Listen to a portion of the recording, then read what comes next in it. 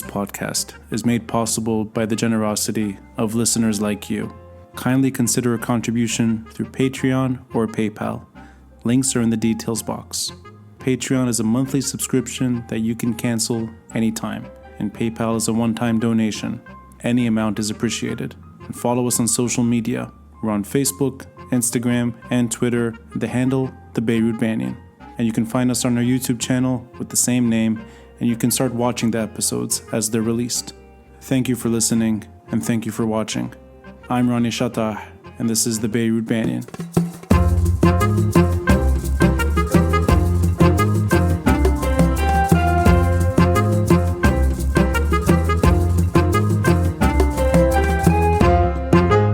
Tamer, I think this episode is born out of pure harassment. You're minding your own business on Twitter. You're sharing your own thoughts on your terms. You're publishing a Medium piece on something that's curious to you. And then you have to deal with someone like me who sort of pops out of nowhere and says, "Hi, I'd like to talk about what you're writing about." You could just sort of sleep and be at ease, but instead you're stuck with me. So it's an honor that you're willing to tackle what I think is somewhat sensitive terrain. But it's, I think, also one born out of personal evolution. And perhaps to a degree, it's sort of a very individual perspective on a nation's past. And we're going to get into tricky things. But before jumping into your recent Medium piece, before getting into the heavier subject, I'm just curious right now, your sort of day-to-day routine as a Lebanese in the diaspora, dealing with COVID-19 and following up on Lebanese issues, and at the same time, exploring very sensitive terrain. So if you can just sort of give me your immediate life at the moment. Sure. Well, first of all, thank you so much for having me on the podcast. The honor is mine. And as for my routine, it has been more or less the same since March. So I would not say the last few weeks, but I would say the last few months really has been the same. And I think the positive part is that it actually gave me the opportunity or the chance to actually devote some time, because I have a lot of free time now, to do some more reading and to write the piece that I wrote, which is the first Medium piece I published on this subject. I mean, I've tweeted a lot about the subject before based on my thoughts and my perspectives, but I had never published, a full essay for the sort of the world to read. And it's exciting. The Medium piece was selected by Medium to be featured in the religion and world section, so it seems to be getting a lot of traction, which is not what I expected at all. I thought maybe 10 people on Twitter, as we had discussed before we started recording, would be interested including me, so it's like really like small pool, but no, it's being okay. That's great to hear. It's been getting a lot of traction, surprisingly. 2 days later I'm on a podcast, so it's definitely interesting. So in terms of my routine, nothing much has changed, just a lot of free time to sort of explore my interests. And in terms of my relationship to Twitter, since you brought that up, I think I've been a little bit more engaged on topics related to Lebanon, because frankly, I don't have much better to do in my free time. Right. Yeah. So I think I'm more engaged in conversations with people on Twitter, and that's where started formulating these ideas and these thoughts, I guess, and these perspectives that I decided to write about. But I'm curious that I think, you're in a way it's a mirror. It's very close to what I've been doing, even though I started the podcast way before COVID and way before the protests began in Lebanon. Yeah, this time and sort of ability to reflect, I think it offers that unique window to share ideas. And yeah, I mean, we know each other from Twitter. I think we have a lot of mutual friends on Twitter that we've never met, but we seem engaged with, and we almost like friends at this point. So it is a strange sort of situation that you're sharing ideas with people you may never meet in real life. Yeah. And now you're on a podcast born out of a Medium piece that's going worldwide. So that is rather unique. But I'm going to start from how I sort of met you online and go into the piece. Sure. Go ahead. I think it's maybe a few months ago, or it actually could be longer than that. Could be when the protests began. I mean, I'm not good on Twitter. I'm really bad on Twitter and social media in general. I have no idea what I'm doing. So I literally just opened accounts and started sharing episodes from the podcast. At the beginning, you have 5 or 6 followers, 10, 20. You kind of are curious, who's following me? And a name showed up, Tamer. But Tamer in Phoenician script. Now, That is funny. for me, this is like, I didn't really think about it. I'm like, angry Maronite. Has to be. Entertaining and ready to tweet, but pissed off. And then, you kind of just see tweets here and there, and you sort of, I was further convinced, like, oh, a really angry Maronite. But, a very, like, enjoyable one, too. Sort of entertaining. And then It's funny. Yeah. your piece comes out, and I'm 100% convinced, wow, this angry Maronite is now going worldwide, sharing his pain. And I'm, it's my fault. And it's born out of, I think, what the story evolves, and your piece kind of hints at it, that these are preconceived notions that I would just assume that you're a Maronite Christian talking about Christian perspective or Christian identity. And it's my fault completely. You're not Maronite. And it's one of the first things you say in the piece, that you're not Maronite. And you also speak of personal evolution in terms of maybe the historic perspective on Lebanon's story. So there's a lot to get into, but I wanted to start there because I just assumed wrongly, and here I am talking about Maronite history with the Lebanese Druze, which I think is actually, it's important. I think it's something worth noting from the start. The piece is called On the Arab Identity and Its Discontents, a personal reflection and a survey of Christian perspectives by a Lebanese Druze named Tamer. So before we get into the piece, I'm curious about your own personal evolution in maybe reaching certain conclusions that you share in the piece. And before we started recording, you mentioned that you were an international studies student. Was it UC San Diego? Did I get that right? UC San Diego, yes. Okay, so I mean, I know nothing about UC San Diego. I can guess international studies at UC San Diego may have a certain leaning, certain bend. But again, I'm going to ask you because I don't want to have any preconceived notions about this terrain. What made you sort of emerge, let's say, from a skeptical view towards Christian perspectives into one that's maybe more embracing, and then later into one that you may actually fully support? So maybe if you can just a reflection on that, your own personal evolution. And your piece hints at it here and there in terms of your own friendships in the Emirates. But I'm guessing it's not there. I'm guessing it's a bigger story. It's not just conversations with a few friends in the Emirates. Sure. So maybe I'll summarize a little bit of the portion that I talk when I talk about myself in the essay, which is that I'm Lebanese Druze, as you mentioned. I was raised in the UAE, grew up among Arabs of all sorts, mainly Lebanese, Syrians, Palestinians, Jordanians, Egyptians. Majority of them were Muslim, and of course, when it comes to Lebanese, there's also a lot of Christians and Druze as well. But by and large, it was mostly Muslims, and for the most part, we never really had this conversation about identity. Really, everyone was Arab, everyone identified as Arab. We were all in the same classroom. It's very different than growing up in Lebanon, where it's just other Lebanese. And then maybe the other is the Syrian refugee or the Palestinian refugee. There was never that sort of dichotomy. We were all in the same classroom. So I would say I never had this sort of identity, never really crossed my mind. It was just I reflexively identified as Arab at that point. At the same time, though, I was very interested and very intrigued, I guess, with Lebanon's history. I've always been a history nerd. But is this childhood? I mean, I was trying to get, so this is at an early age, you're already sort of curious about this terrain. It's not born out of education in terms of university only. It goes back earlier. Yes, okay. No, definitely. I think the first book I read about Lebanon was I think History of Modern Lebanon or Modern History of Lebanon, I forget, by Kemal Salibi. Oh, of course, Kemal Salibi, yes. One of his older books, and I read that when I must have been 13 or 14, so a very long time ago. Interesting. Okay, so it predates university years. Okay. Oh, yeah, well before university. Funnily enough, in university, I majored in chemical engineering initially because you know how Lebanese parents are, doctor, mhandis, that approach. And then I did international studies out of interest on the side as a second major. In the chemical chart, were you trying to include the mosaic? You were like, I'd like a Greek Orthodox element here and some Druze here. Oh yeah, if the charts were if the elements were discovered in Lebanon, it would have been a mess. Greek Orthodoxy and Maroniteum. Coptic carbon. Yeah, exactly. Exactly. So that's okay. So it's good to know that it's born out of curiosity. Yeah. But from that perspective, as a teenager, and you're young, and I think I mean, you have every reason to explore every idea. It's not like no one expects the 13-year-old to reach sort of lifelong conclusions.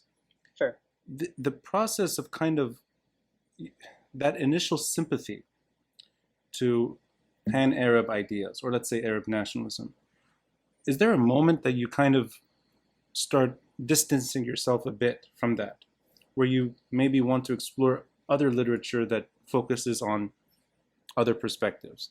And I'm curious if there's a tipping point, and if that goes to education in terms of university, or it's something really born out of self-discovery.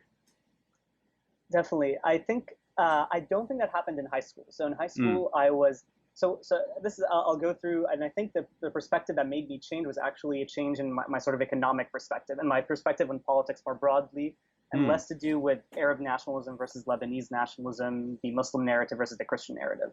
So I think in high school, so I read The Modern History of Lebanon, and I also read the Communist Manifesto at the same time. So around that same age, I was reading the same those sort of books, and I think I was definitely very much very left leaning. I mean, as a kid, I didn't know anything, so it was really that my first political thoughts were like that. I was very, I came of age when Barack Obama was running for his first election. That was around the time, I think, when I first entered high school. And even though I grew up in Dubai, people were excited about him, the first black president. And his rhetoric, especially before he became elected, was fairly, I would say, somewhat left populist. I think he became more of a centrist as he took in office and started implementing, his policies became more center leaning, more center left. But I was excited about him. And I think what happened is when I went to university, I think from taking economics courses and having conversations with my peers, mostly outside of the classroom, because like I mentioned, I was a chemical engineer starting out. So international studies was a double major I declared 2 years into college. And it's something you wanted to explore. That's something I wanted to explore. Right. Okay. But yes, from having these conversations, and I think economics classes, actually, it started a little bit in my junior year of high school, but into my freshman year of college, I saw myself drifting more toward the center/center right on economics. I don't know. I'm going to interrupt you here because I'm glad you're saying it. It's not from politics. It's not from politics. I'm going to quote you right now. I was planning on doing this later, but I think this is a good segue. And I'm going to speak on your behalf here. So these are your words back to you.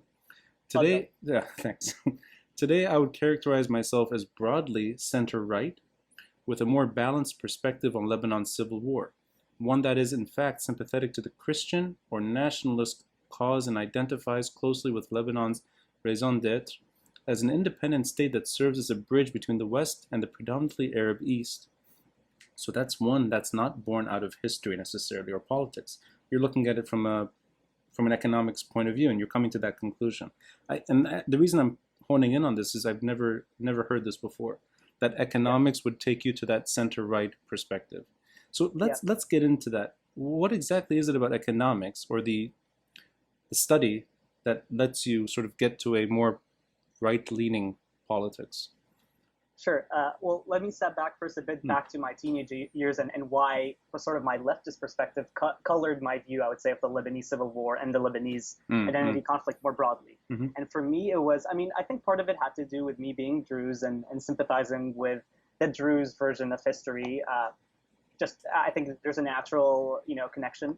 But also, I wouldn't say I was especially Druze, given that I was more of a secular leftist kind of teenager. So it was more that I sympathized with what I saw as the marginalized, disadvantaged, etc. communities in Lebanese society. The way I saw it, and I mentioned that a little bit in the piece, is I saw Muslims and Druzes fighting to gain a seat on the table, and the right-wing Christian elites denying them that. And my vision and my view was based on that perspective. And I read a lot of authors who had this sort of leftist/Arabist take on the war as well, who, given that they were leftists, also looked at it from a very class prism. So, and I think that's why that made me more sympathetic to the sort of leftist and Arabist cause. And I think more broadly, just to take this out of the Lebanese context for a second, when it comes to like Arab nationalism more broadly, I saw Arab nationalism as this sort of liberation ideology for the Arab masses, if you will, who have been denied their chance at independence by Britain and France that carved them up. That was my sort of perspective. You know, before we get into that, and I sometimes I have to exit the screen because there's something I need to show you. So Sure. give me 2 seconds. Yeah.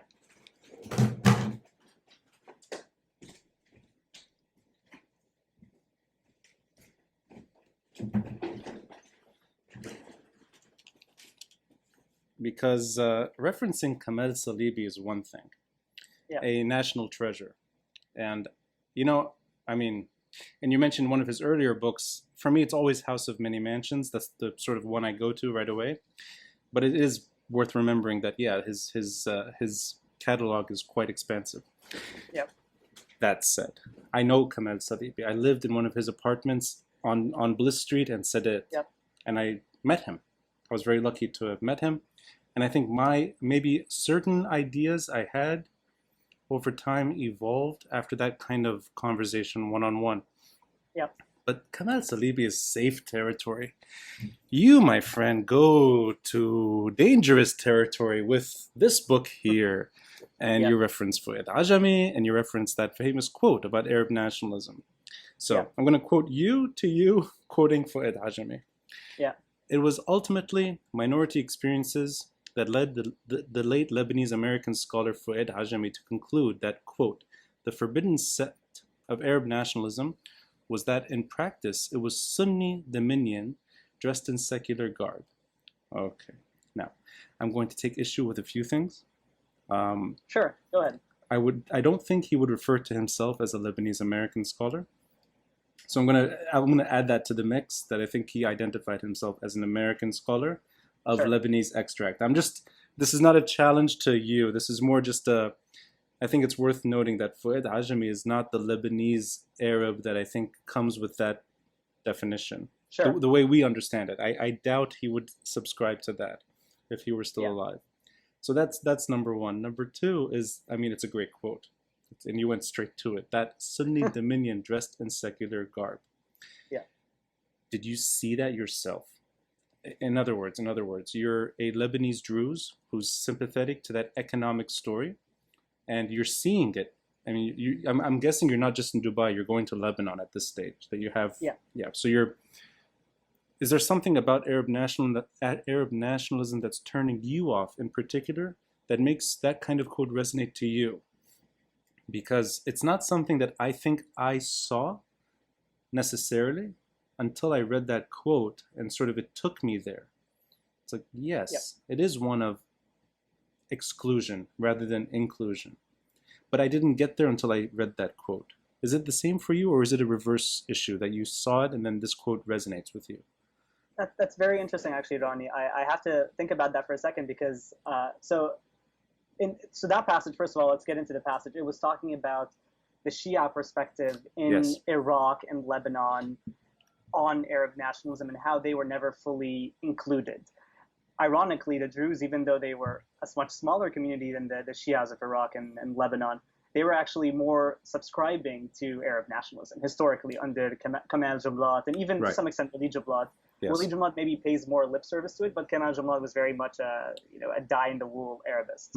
So I don't think that. I think this is more my perspective today, having spoken to so many Christians about why they view this the way they do, and to some extent some Shia Muslims as well from Lebanon about why they view Arab nationalism the way they do. Those who don't completely subscribe to it, and less from it's not my perspective. When I was an Arabist, I don't think I was turned off by the Sunni dominion part. It's after having these conversations that made me see that perspective, because I was blind to that. Interesting. So it's conversations with Lebanese Christians.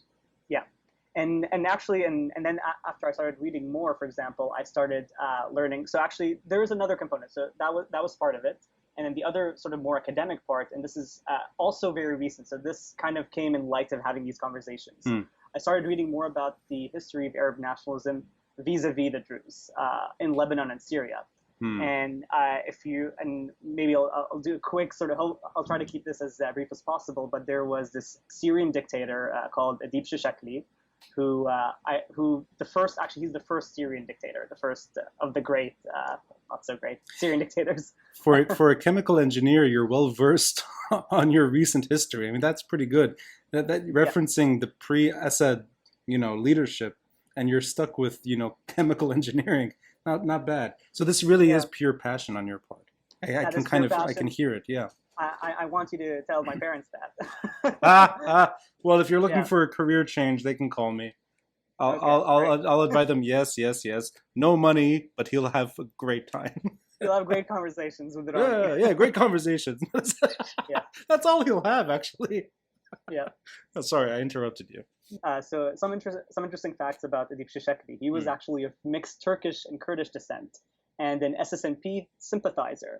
And actually, a funny story. I think, I forget the exact details, but Amin al-Hafiz, I think, was the president before, if I'm not mistaken. I have to remember. I forget the name of the president who had turned in Saadi when he went to exile to Syria, back to Lebanon, and he was executed in Lebanon. Right. And I think he killed. After they had the coup, he killed him and presented. I think his something, I don't know. He has presented his body as a gift, or his shirt, his bloodied shirt, as a gift to Saad's wife. So there's a lot of history. So he's actually an SSNP sympathizer. Maybe that's not very relevant. But when he came to power, he saw the need of appealing to the Sunni Arab masses, who were less Syrianist in their orientation as he was. I mean, he was of Turkish, Kurdish extract, and more. What they saw was more of an appeal toward the sort of Arabist, I guess, outlook. Right. In terms of ideology. And one of the things he sets about doing is trying to marginalize minorities that he thought would be a thorn in his side. Again, he's the first dictator. He's trying to centralize power. Yes. And the minority that he had picked the most fights with, I suppose you could say that, were the Druze, because the Druze had previously led the sort of great Syrian revolt against French occupation in 1925 to 1927, and they were sort of a military force to be reckoned with. And the fact that they were from southern Syria, maybe an hour's drive from Damascus, made them a threat to the capital.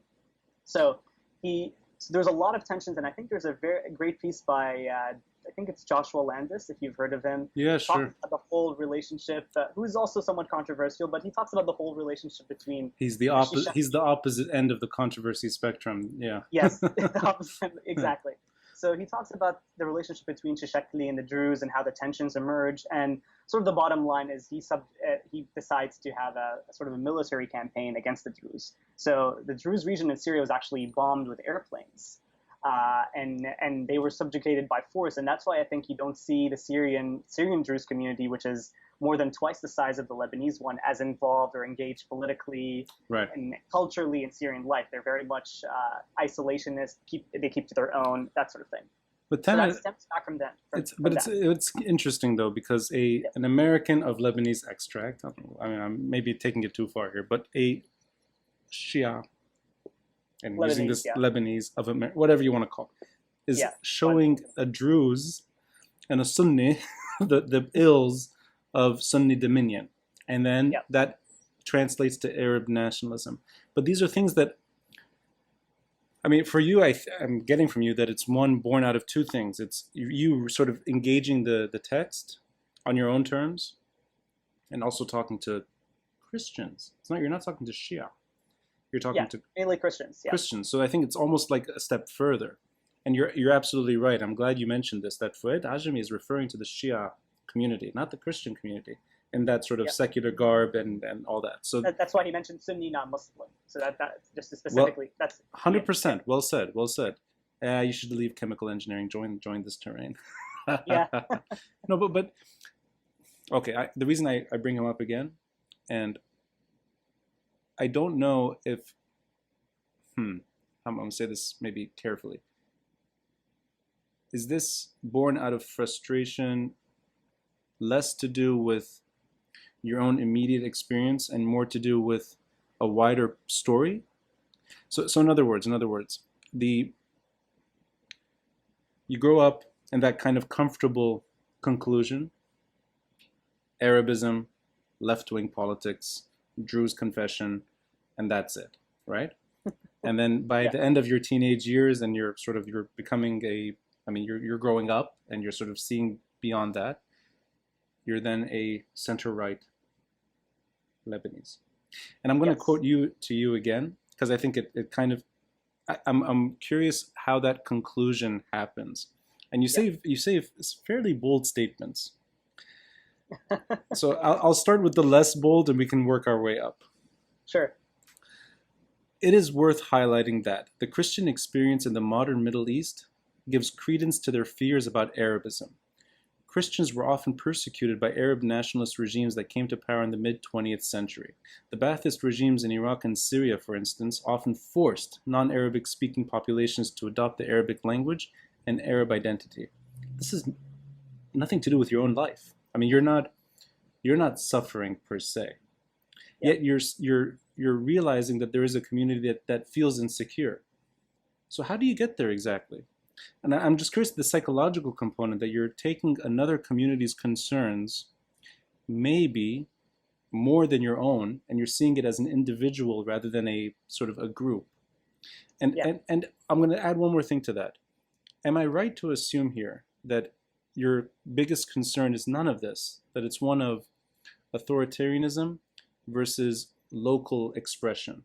I'm trying to get maybe to the core of what this story is all about. So anything you can add to that?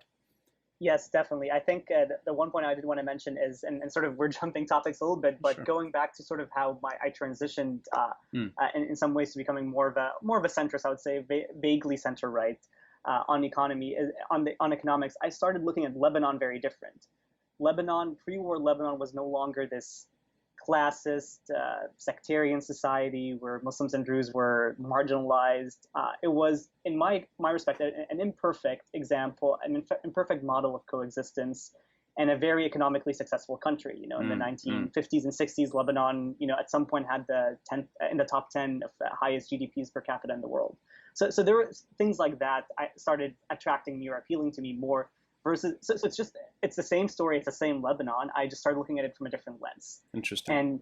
And my broader frustration comes at how, in my opinion, that Lebanon of coexistence and as imperfect as it were and as unequal as it were, was in some ways torn apart. And I laid the blame at these pan ideologies that came and interfered in the country. First, it was pan-Arabism.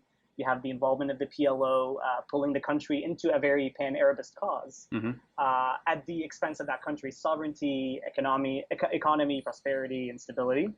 And then sort of more later, and this is getting into very dangerous terrain, there's the other, the new pan, which is I would view it as a pan ideology as well, which is Islamism, and especially the Shia variety, which is, of course, very salient in Lebanon today. And I'll keep it at that just to be as safe as possible. There's endless ways of describing what you're describing. Yeah.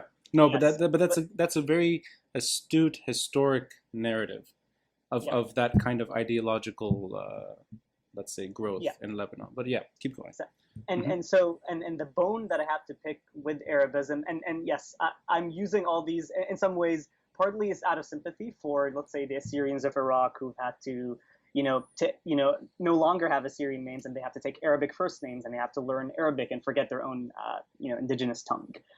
So there's a bit of sympathy for that. But I think for me, more broadly, it's a story of an authoritarian ideology that is hegemonic, and that it imposes itself on people that not only don't subscribe to it.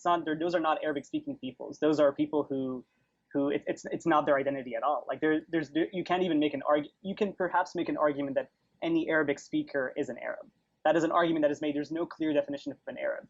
But you cannot make the argument that a Kurdish-speaking Kurd or an Aramaic-speaking, or rather Neo-Aramaic to be very specific, speaking Assyrian, you can make this argument for these two other groups, that they are Arabs. Right. So I mentioned that so there's a bit of sympathy there, and they are the primary victims, in my opinion, of Arabism. But I also look at Lebanon, this model of coexistence, I would say this oasis in the desert, if you will, to use that reference. As imperfect as it was, there were a lot of problems. You had the 1958 crisis. Yeah, the 1943 pact was imperfect, but also that country also was suffered and was torn apart by those same ideological currents.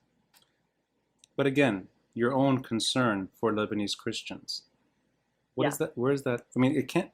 I'm going to test. I'm going to test you here. Sure. Go ahead. I mean, you say as much as you'd like. You have economic suffering across the spectrum in Lebanon, so it can't just be one of economic concern for the Christians of Lebanon. I can't. I'm assuming it's not born out of inequality. Yeah. So why are you taking it to the Christian story in particular? And before that, I'm going to quote you to you one more time. Christians tend to believe they cannot become fully Arab without abandoning their religion and culture. This is strong words. Are you seeing yourself in part of that? So in other words, are you relating to their story and you're kind of yearning for that? Maybe you wanted a more local expression and therefore it resonates with you? Because I mean, I don't see yet why you're taking it across the mountain and going to the Christian story. So let's take this, break this apart. The first point is on why do I care? Why do I care about Christianity in Lebanon?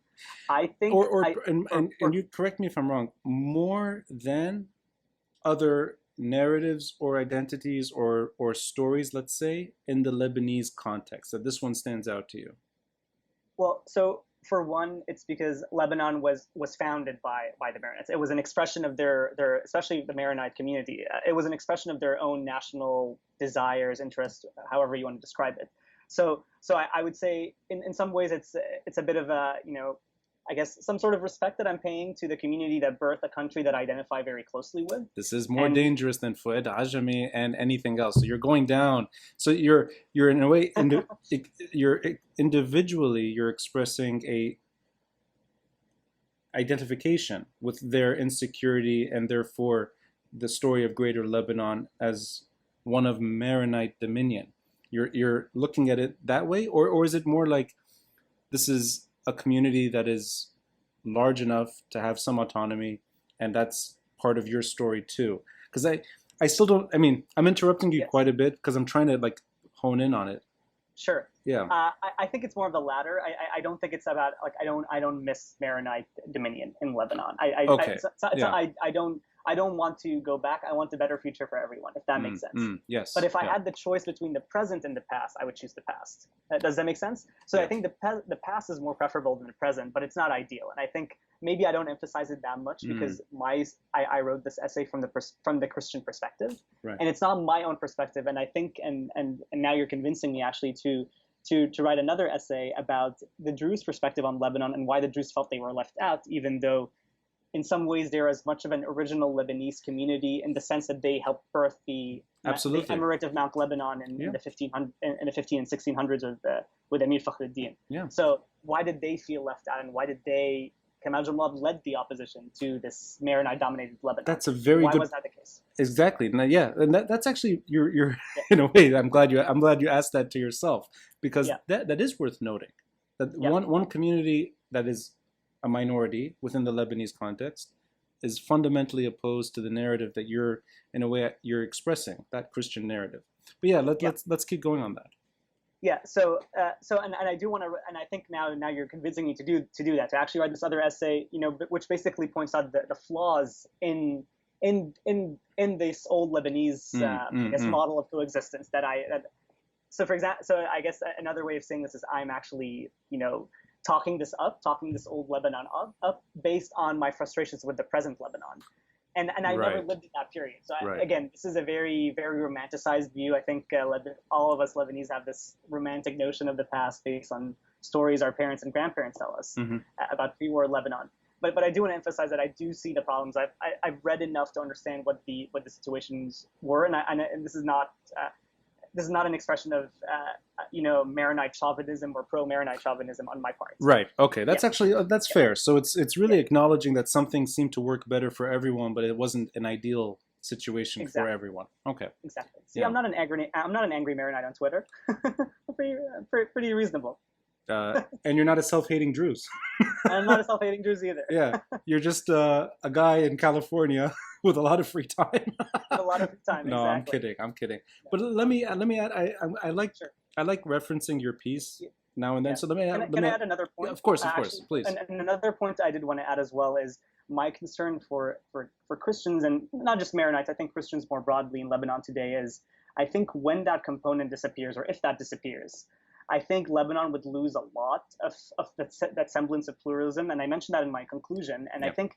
I think that is important. I think Lebanon's unique identity comes from having a very large Christian component, because they are very distinctive from, I would say, both Muslims and Druzes in terms of their culture, their outlook, and I think they are in some ways they're a bridge between our country and the West, which has been, for over a century now, a place where the diaspora goes to, a place that we've had a lot of connection to, and I think they help build that bridge. And I like that Lebanon is situated between the West and the Arab East, just from the sense that I think it brought this country economic prosperity, and it made Lebanon a country, a sort of a freer, a democratic, more pluralistic country. Even post Civil War, Lebanon was still the sort of the capital of free press, if you will, in the Middle East. And I think it does come from having the sense of pluralism that is enshrined in the Constitution. There's something about the National Pact, as imperfect as it is, but the fact that it's enshrined every community a certain degree of power made that pluralism very hard to erase. And I think, and this is why, and this is something, and now it comes that when the whole thing melts down, which is what's going on in Lebanon. The whole system is falling apart, and those institutions are no longer as strong as they are. Mm. When that melts, I have this fear that this would drive a lot. This would change a lot of the dynamic in the country, the political dynamic. Christians being now perhaps maybe down to only a third of the population, yet they have half the seats in parliament, half the cabinet posts. They have outsized influence politically, and I think there might be an overcorrection where Christians get marginalized and begin to leave as Lebanon changes, because I don't think this current system is stable and will last very long. I have this feeling that big changes are coming. If that makes sense. No, that makes sense. But before we go into that, because that's very present, and I think I think these conversations are born out of what's happening to that community, and they're, in a way, I think you're just saying, an existential question, whether or not they can survive the way we've seen them surviving recently. But let's, before we go into that tunnel, Sure. I'm going to step back a bit. I'm going to quote you again. Okay. And this is, again, these are assertions that I want you to maybe expand on. The Maronites are unique in that, of all the Christian communities of the MENA region, they were the only ones that managed, with the help of France, to first gain significant autonomy in Mount Lebanon, following the massacres of 1860, then a full state of their own, known as Greater Lebanon, in 1920. And then from there, from the perspective of Lebanese Christians, the war at its outset was one of self-preservation, which was and continues to be inextricably linked to the preservation of Lebanon as an independent state. In their view, the desire to integrate Lebanon into its Arab surroundings, in quotes, which would further Arabize and Islamize the country, would in turn slowly erode Lebanon's essence and raison d'etre as a refuge for Christians with links to both the West and the Arab world. So, am I getting from this that the pluralism benefits of modern Lebanese history end once the Maronites are no longer special? That their special status is what's keeping that pluralism story alive? It's the confessional power-sharing creature that everyone seems to be against when they're protesting, but I'm getting from you that that thing is what keeps Lebanon special, and Lebanon is only special so long as the Maronites feel special. Which I mean, and I may be taking this too far, maybe. Yeah. But I want to get to, what exactly do you mean by that kind of, uniqueness of the Maronites, and what it means today, even in the best years of modern Lebanese history, where that kind of slight hegemony in Lebanese politics, that was just years before the Civil War broke out, and you say it in the piece also that their majority was never there, that it's just under the French mandate during the census that there maybe is like 1% larger than the rest, but that quickly goes down. So let's get into that uniqueness, pluralism, what the frustrations are today, and from there we can take it into their place in maybe all that's happening. So I think the first comment would be when I mentioned they're the first Christian community or the only Christian community to be able to establish their own independent state. This was not just a statement of like positive or negative. I was just trying to, read facts essentially. The Assyrians didn't manage to get their own state. The Copts didn't. But they weren't fighting. They weren't. There's no other community that was seeking that kind of political autonomy. The Copts didn't sort of want their exclusionary regime, or the Assyrians. I don't think ever really made it I think the Assyrians actually were promised a state but yes, they never. I think the Maronites were unique as well. So going back to their uniquenesses, they had very special links with the West. Right. That date back to, you can go back to the 1500s when those links with the Catholic Church were established, and we had the Maronite College established in Rome. So Maronite monks got Western education, brought it back, and missionaries came to Lebanon. I do think, in some ways, I don't want Maronites necessarily to be special or privileged over other communities. I think it's important that their role, as is the role of other communities, is enshrined in some way in the constitutional framework. Now, it doesn't mean that that doesn't mean you have to, when you hire someone for a government post, a certain percentage have to be Maronite. That's not what I'm saying. I think maybe having some sort of maybe having two chambers of a parliament and one being confessional based, and that gives Maronites the sense of stability that their voice is heard or their voice is recognized in the country. Yeah, and I think the special their specialness or that what makes them special or unique is the fact that they have very unique links to the West that other Christian communities don't have to the same extent. I think Maronites are unique also among other Christians in Lebanon with those fairly unique and fairly ancient links. I think they're the first real Catholic community in the Near East. So and I think that and the fact that they had those relationships, the fact that brought missionaries to come to Lebanon and establish schools, I think that benefit the whole population. So I think the Maronite story and the Maronite success in creating an independent Lebanon had indirect effects on the Druze and on the Muslims. Indirect effects. Indirect effects in the sense that those missionaries did not come to build schools for Muslims and Druze necessarily, but they were beneficiaries of it living in the same region or living in the same part of the world as Americans did, or in close proximity to them. Right. In other words. Okay, so I'm going to bring up two things here. First, the Senate, which you're alluding to, that never happened, and it's been referenced time and it's just Ta'if never happened. Protests today, it doesn't seem to be on the table. Political reform in the last 30 years, it was there and it wasn't there at the same time. It just never materialized. So before we go there, because I share a similar sympathy with preserving the mosaic in some way, and then letting politics have a natural sort of evolution where we can talk about everything without worrying about quotas and the like. So that 100%. Yeah, and Lebanon, if anything, should be the example of that, but it's not.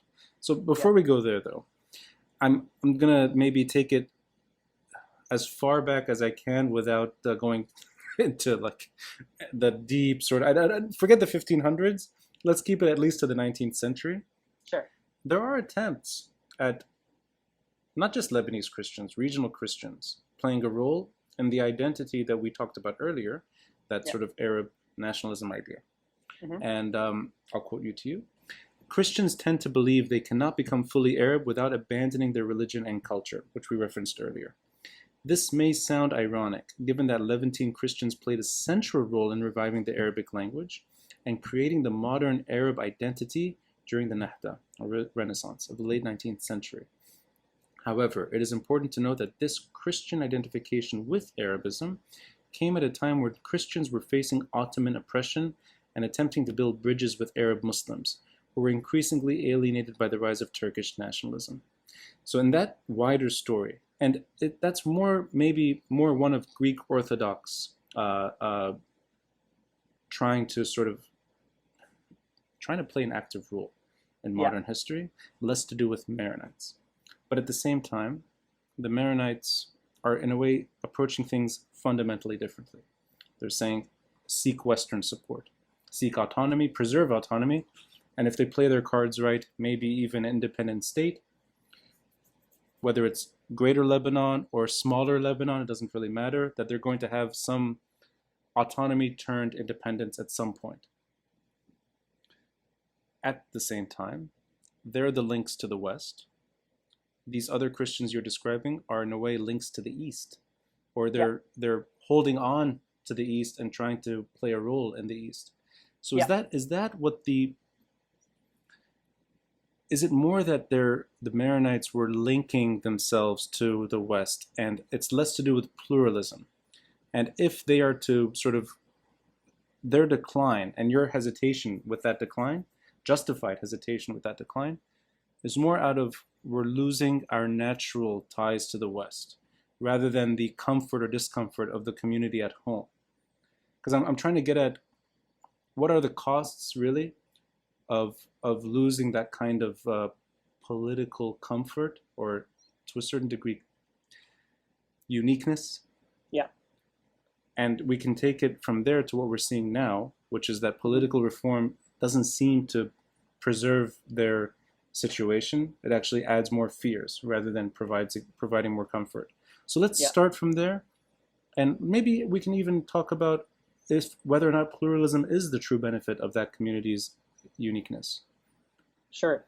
And one thing one clarification point. In the late 19th century, there was less, I would say a little bit less agitation for this independent state because they already had gained autonomy with French support in the form of the Mount Lebanon Mutasarrifids, or Mutasarrifiyya Jabal Lebanon. So there was less of that agitation, and there were actually Maronite intellectuals also involved in this whole Arabic revival and this Renaissance. So it was not purely Greek Orthodox, at least not at first. Sure. It was a general Levantine Christian phenomena. Melkite Christians or Greek Catholics were also heavily involved. But over time, I think it shifted to being far more of an Orthodox phenomenon, which is what you mentioned. And so my fears are both. It's both things you mentioned. So I am a little bit, so for me, it's also, losing our natural connection to the West that I think Maronites historically have been a bit of a bridge to. I think over time that has changed. For example, more recently, Rafi al-Hariri had very strong relations with leaders like Jacques Chirac of France. So it's not, I don't think it's not necessarily as pivotal or necessary, but I do think Western interest in Lebanon, part of that, even if it's subconscious, it's contingent on a presence of Christians in Lebanon. So in a sense, there's a bit of a self-serving aspect to it where I want Lebanon to continue to have this sort of role where it has ties to both the East and the West. I don't want to lose. Do you really think that the Americans are more interested in Lebanon because of the? I mean, these are very like blunt statements, which is why I want to understand it. I wouldn't say less. I wouldn't say Americans. I would say if you look at European countries when the French make statements about Lebanon, about sort of they feel this sort of connection to Lebanon. And that doesn't mean that they always support or do much besides statements. It's not like they're actively supporting much recently, or, in terms of in any fundamental or meaningful way. But I think this sort of thing, that the fact that Lebanon is brought up in the conversation in the West, and I want to specify France and Europe more so than the United States, and more so than sort of, I would say more so than Anglophone countries. I think there's a Francophone connection there too that is very strong. But I think France definitely looks to Lebanon as a country that they saw as one of their own. And I think one thing to compare is I think the French relationship to Lebanon is very different from the French relationship to Algeria, for example, which was a former colonial dominion that had a very brutal war of independence, and that never viewed the native Algerians as they never had any sympathy to the native Algerians the way they do to the Lebanese. And I think that is born, even if subconsciously, or due to the fact that Lebanon at one point was one half Christian, that our diaspora is mostly Christian. So there is that sympathy to Lebanon and the Lebanese that is born from that you don't see Western nations have for like Algeria, who are also more Francophone than us in many ways. But in that very sort of, it's almost crude in a sense. Their numbers are what's at stake. It's not. It's really a matter of the fewer Maronites in Lebanon, the less European curiosity in Lebanon. So that's one part. The other part is, as a fellow minority, I think I have an interest, that is one component. So there's a self-serving component where I want Lebanon to be a certain way, and I think the presence of Maronites and Christians more broadly, but Maronites especially given their historical links, sort of safeguards at present, or sort of keeps it a little bit more on the table. Mm. Maybe if it's just an extra 10%. I don't think it's as influential today as before. But when you have, for example, the patriarch speaking about neutrality, and the Vatican coming to support them, and France coming to support them, and that may go nowhere. But I don't think there is any figure that you'd find anywhere else in the MENA region who could immediately garner those words of support from foreign powers or foreign institutions, if that makes sense. So there's that part. But also, I think Lebanon, this is where it comes also even self-serving in another way, but also as a Druze, I think I would feel less welcome in a less diverse Lebanon and a less pluralistic Lebanon. And I think if Lebanon starts to lose its pluralism, I would feel less belonging to that country, because that country would no longer resemble that mosaic. Right. Yeah. Does that make sense? Of course, no. I mean, yeah, it does. It does. But you're exposing two things at once. Sure. The fact that the Lebanese Republic is so ungovernable because a community, even if its numbers are going down, it cannot feel at home with the numbers that remain. It's almost like it's an innate insecurity. Yes. So the you political, definitely see that. Yep. yeah, and the political uniqueness that they're given, an inflated sort of role, let's say, in current Lebanese affairs, based on pure demographics. Yeah. Which, I mean, is a fact that they're, yeah. and we don't know the exact number. It's probably less than a third, but that almost like it's taken for granted that they will remain, for the time being, half of the political representation is Christian. Yeah. But it's not like the half that are in Lebanon with that authority feel at home. They feel insecure, or if they feel at home, it's not sustainable. Yeah. So there's that side of the coin. The other side is what the protest movement is about today. So I'm going to dance this dance with you, and one more quote, one more you to you quote, and I won't do that again. Sure. Because it's a bleak assessment. It may be too late to halt the rapid decline of Christianity in the Middle East, but acknowledging the negative implications of Arabism and embracing more rooted and inclusive local identities in its place is nevertheless a worthy pursuit. A shift in mindset from regional causes to internal ones, such as tackling corruption and reforming archaic bureaucracies, can only benefit the region's countries and their political and economic development. More importantly, in countries that continue to retain a semblance of pluralism, such as Lebanon, it also may be the last hope for preserving some of that dynamism and diversity that gave these countries their unique character in the first place.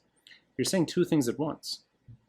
You're saying that, yes, reform is necessary, and corruption and sort of mismanagement, everything that we've been talking about since October. That's important for everyone's survival. Forget Christians, every Lebanese and so there's that. But you're also saying in a way that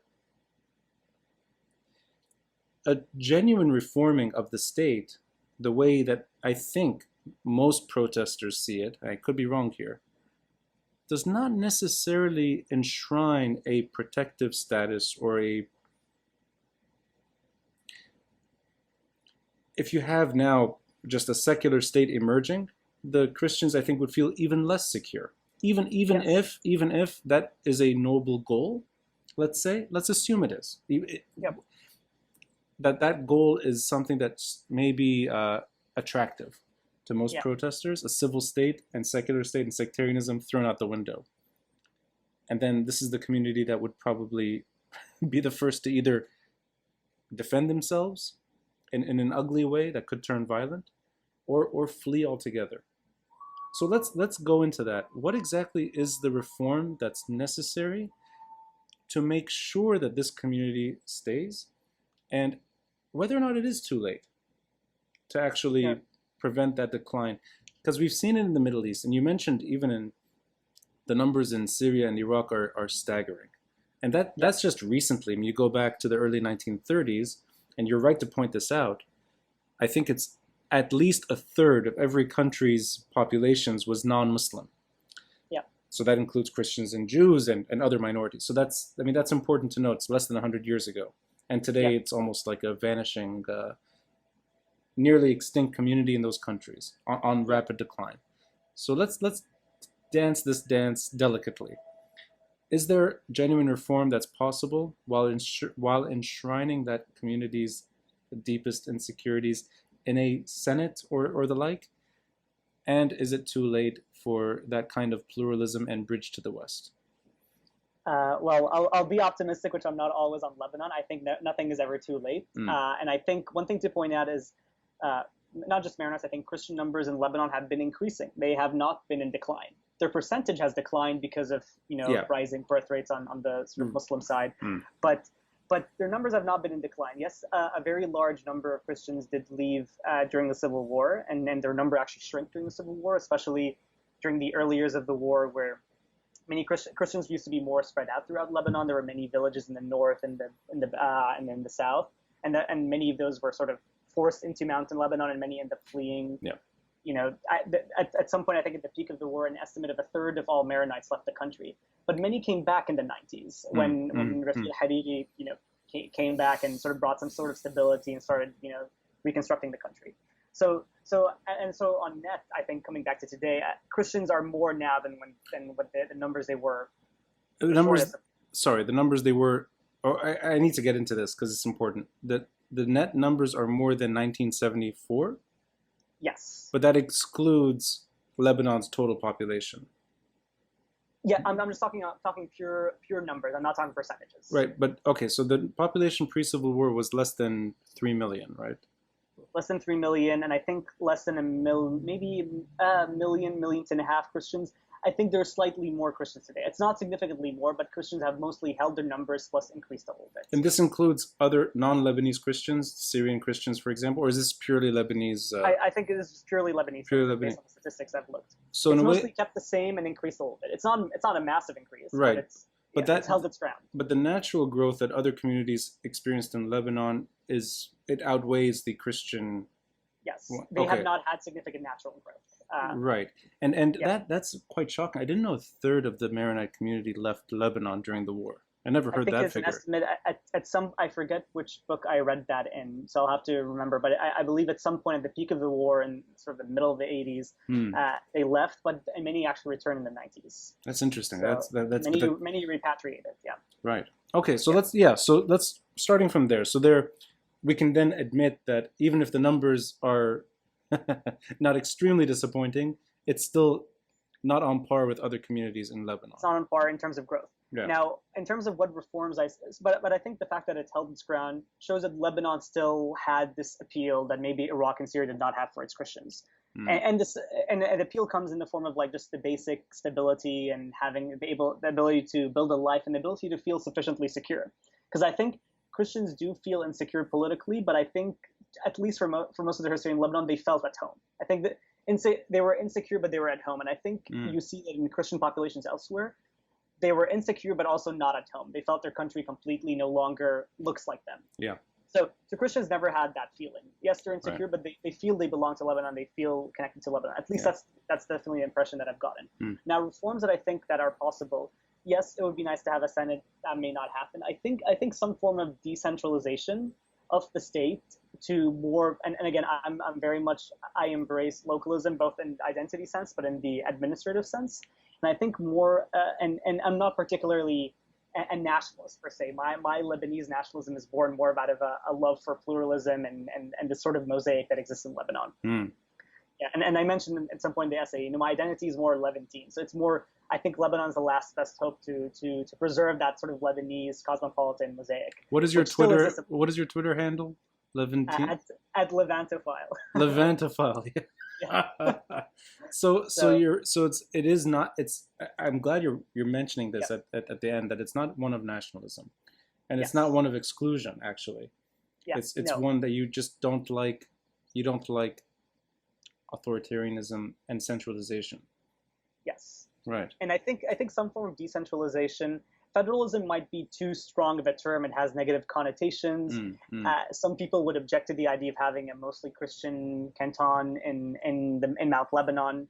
I mean, I would be not fully comfortable with that as a Druze from Mount Lebanon as well. So there are definitely issues with that, but I think some form of decentralization that gives them ownership in their local councils, in their local districts, because many districts of Lebanon are still majority Maronites, and I think that sort of decentralization that in effect would give Maronites some sort of ownership while allowing the reforms to happen in the state that are needed. We don't need to have quotas in government jobs. As long as people have a say in how they're governed, in who collects their garbage, where what they how they pay for their electricity, that sort of thing. If that could be done in a more local level, just the way maybe take what the model that has happened in Zahle and implement that everywhere else. You're referring to the electricity, the yeah, 20, yes, yeah. Yes, exactly. Like how they've been able to take ownership of their the utility sector and reform that. And my hunch is that the people of Zahle are less likely to immigrate than people from anywhere else in Lebanon, or given that their situation, at least relatively, is better. Do you think it comes down to that the number of hours you have, the less likely you're to leave? I mean, things are desperate, man. I don't know. But Taman, I mean, I don't Yeah. mean this as a challenge. I really mean Yeah, this as I want to get to maybe the natural conclusion Sure. of what we're seeing. And this is an idea that crossed my mind before we started speaking today, that this localism idea, decentralization, you name it, whatever you want to call it, federalism, whatever, it is born out of Twitter exchanges mostly. And I'm going back to the Twitter sort of angle that you approach, because I see that flourishing online, and then I don't see it sort of taking hold, at least in the Lebanese context, the way that other ideas take hold. If it appears now and then, it's usually on the margins, usually. Yes. But let's say that most ideas in Lebanon that are taking hold are bad ideas, okay? And let's go into the Twitter sphere. My sense, and you're more well versed in this than I am, my sense is that this state of affairs, local communities taking care of themselves, a national state that deals with little, that to me is the Civil War. Or for that matter, that to me is when Lebanon is not functioning. And case in point is what we're seeing now. That there is a sort of inertia to look within and sort of find ideas within your own community that are at odds with that national aspiration that we're seeing on the streets in terms of state reform and the like. So in other words, when the state is ungovernable, when the state is extremely ungovernable, it's always ungovernable. Let's say when it's in really bad shape. Yeah. The localism is what Lebanon experiences. It's not a refined version of it. It's not a healthy version of it. It's an unhealthy one. It's one born out of Zama and at worst militiamen. But the 1980s were very much so one of localism, and the state had very little authority. But it was still there. It was a Civil War era, but communities did sort of look within. And to me, it's almost like when I hear decentralization, when I hear sort of localism, I think that is Lebanon's default option when the state is really not working. And that to me is not necessarily a good thing. That we cannot sort of look above that sort of very limited politics. But you tell me if I'm getting this wrong. That is the Civil War a different version of localism that is unrelated to what you're talking about, or do you see sort of parallels there?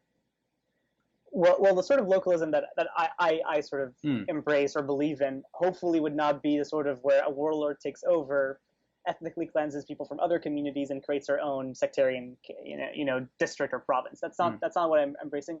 And I think that was more I don't even call that localism. I think that's de facto federalism or federalization of the country, where it was divided into like 5 regions. I'm talking more of a de jure, so written in law, devolution of power to municipalities. So we can even go down. It doesn't have to be that necessarily, the Christians have an independent Mount Lebanon, and the Sunnis turn Tripoli into a Sunni city, and things of that nature in the south with the Shias and so on. It's less that. It's more of a de jure allowing municipalities allowing people to pay their taxes to municipalities and allowing municipalities to provide more services. And so, for example, I'm from a rural part of Lebanon. My municipality may not have, it's not Zahle, it cannot provide electricity, but maybe the sort of district as a whole can, which is a mostly partly rural district, can come together and provide its own electricity sector. And I'm from Babda, so Babda district. So it's a very diverse district. It's not like the Druze have their own power station and the Maronites have their own power station. That's not what I foresee. I foresee a lot of these basic failures of the state have existed because the state is very centralized, and all the sects are fighting for that one, for whatever positions of power in this very centralized state. Versus when it's, I think, more devolved to down to local municipalities. I think that there's a more direct relationship to people. People see where their tax money is going, and maybe this is theoretical. I don't know how this would work in practice, but my sense is that this would lead to better outcomes on the basic services part. Can we get people to collect our garbage? Can we get sufficient electricity, and so on. So this is where I think the de jure decentralization that I am for. I think those are the benefits of it. I still want a central state that takes care of national defense, that has its own has its own internal security forces and so on, and will have a parliament and a government. But I just don't think some very basic things should be either decentralized or even privatized. In the U.S. we don't have public utilities. A lot of them are they're private companies that provide utilities to us. Things of that nature. So a lot of the failures has to do with the fact that the state owns a lot. The central state owns a lot of everything of things that are very necessary for human life in Lebanon. And I think fundamentally, that is a big problem. And I think, does that make sense? I'm not sure if I'm hitting the point that you're addressing. It makes sense, but I'm always wondering. I mean, the evolution of Lebanon from the Mutasarrifiyya through World War I and Greater Lebanon had a deliberate focus on trying to apply 20th century politics to a 19th century idea. Yeah. And it seems like, despite all the best efforts, the centralized state of Lebanon has been so poorly managed that the attraction seems to be going back to what worked long ago. But that means that the idea of Greater Lebanon is one of failure, because it's, I think in my opinion, you're mentioning you're from sort of a remote part of the country and sort of the mountains. أنا بالغلط من الشمال. I'm from Tripoli. Beiruti. I am a Beiruti, but I'm originally from Tripoli. The way you're originally from somewhere, I'm originally from somewhere. Although I don't have any emotional ties to that part of the country, even if it's celebrated at times, I don't think of myself as someone from Tripoli. But for better or worse, all my paperwork is there. All my family history is there. Most of my relatives are buried there. And when I do visit the relatives that are still alive, I go to Tripoli.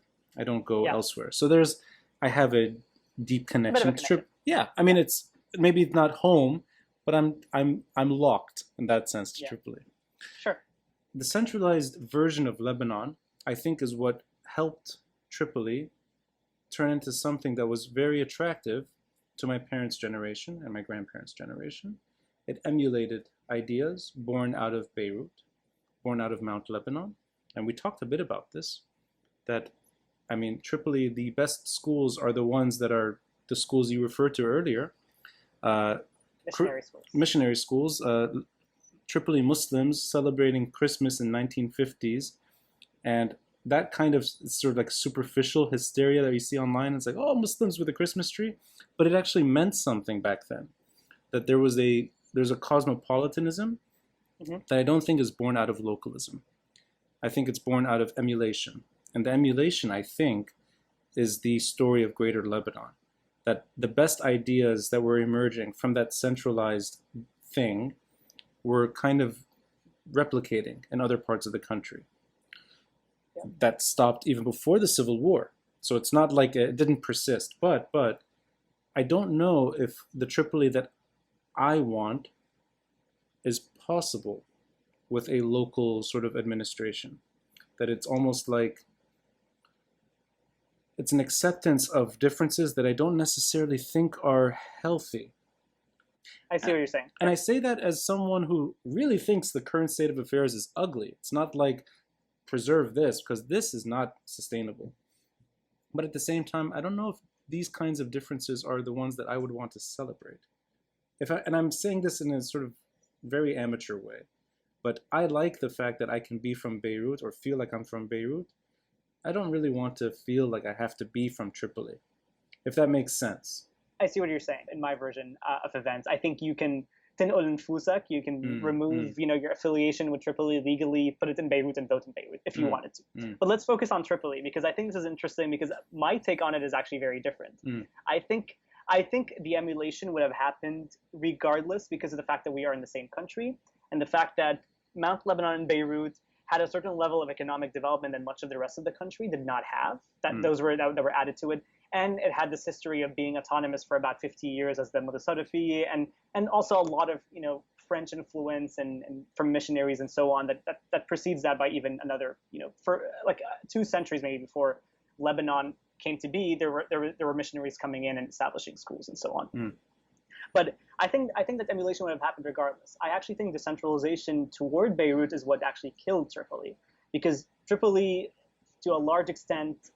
So Tripoli, when Lebanon became independent, was a rival port city of Beirut. And in fact, actually, from what I've read, one of the reasons they included it in the state of Greater Lebanon is they were afraid that this other port city that would have been part of potentially a future Syrian state would come to rival Beirut as a major port city and take away a lot economically from Beirut. And that would, starve Lebanon, so to speak, economically.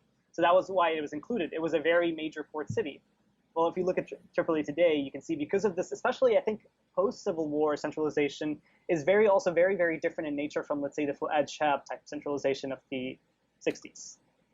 So there's a very big difference, and I think, I think the Fuad Shab was very much, it was a cult of personality based centralization, and it failed under his own Shihabist successors. It was very much the figure of Fuad Shab, who commanded a certain level of respect, was able to create this sort of secular, maybe not imperfect, but the most perfect form of centralization we've ever seen in this country. But the centralization post-war has been very, very sectarian oriented.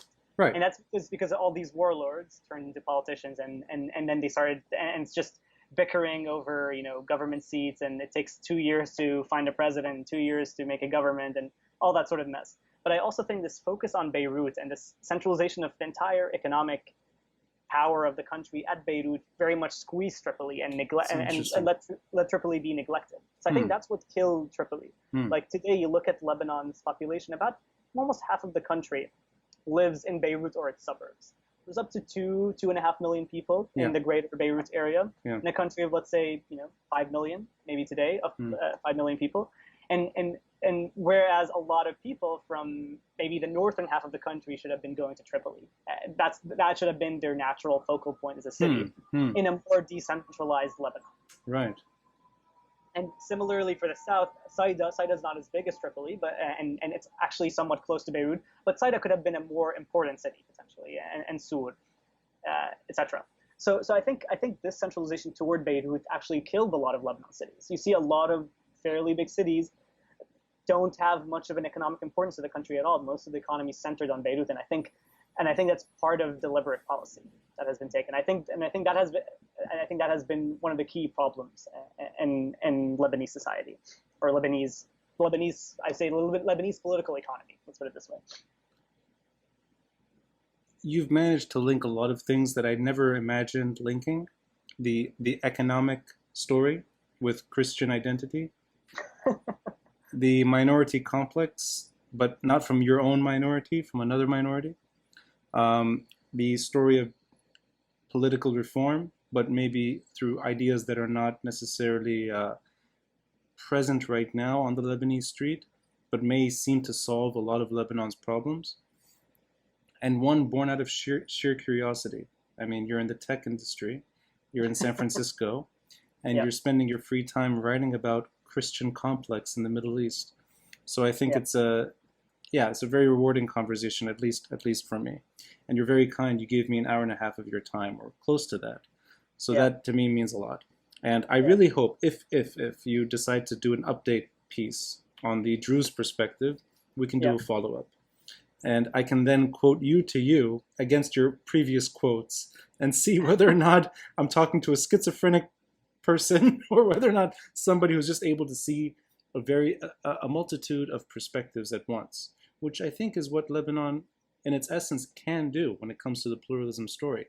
You can step out of your own comfort zone and see the other side of the story. And I think that's healthy. And I think you've done it quite well.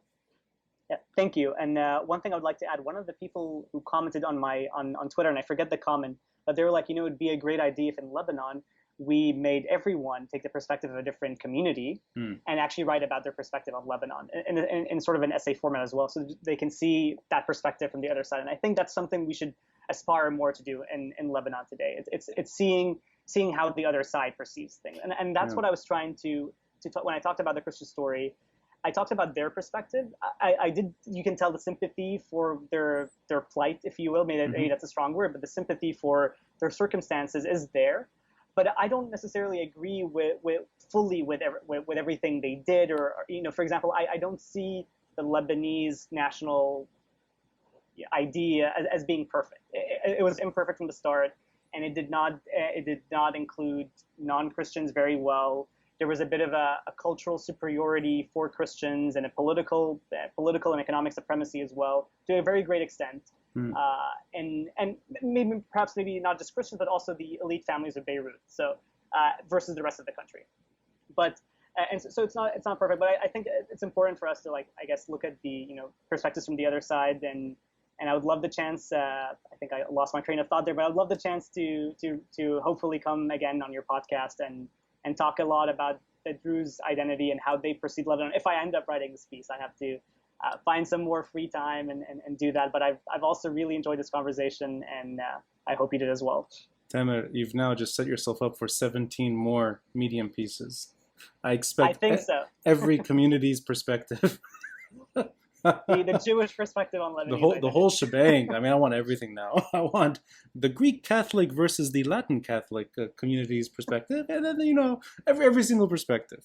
No, You're very kind. So Tamer, I look forward to another conversation with you, and thank you so much. Thank you so much for your time.